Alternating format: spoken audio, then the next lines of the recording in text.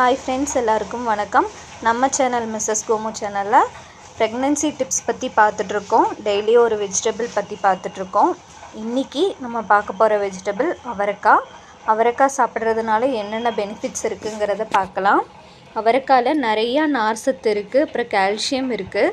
அதனால் செரிமான பிரச்சனைகள் சரியாகும், அதனால் குடல் சுத்தமாகும். நம்ம ப்ரெக்னென்சி டைமில் சிலருக்கு மயக்கம், தலை சுற்றல் அந்த மாதிரியெல்லாம் இருக்கும். சுகர் லெவல் கண்ட்ரோலாக இல்லைன்னா அதெல்லாமே சரியாகும்.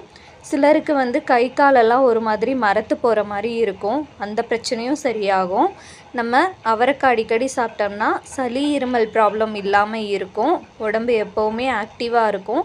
இம்யூனிட்டி பவர் இதில் ஜாஸ்தி இருக்குது. ஸோ ரொம்ப ஆக்டிவாக இருப்போம். நம்ம கால்சியம் அதிகமாக இருக்கிறதுனால நம்மளோட எலும்பு ரொம்ப ஆரோக்கியமாக இருக்கும். இந்த மாதிரி நிறையா பெனிஃபிட்ஸ் இருக்குது. வாரத்தில் 2 தடவை அவரைக்காய் கண்டிப்பாக எடுத்துக்கோங்க. நாளைக்கு வேறு வெஜிடபிள் பற்றி பார்க்கலாம். Thank you friends.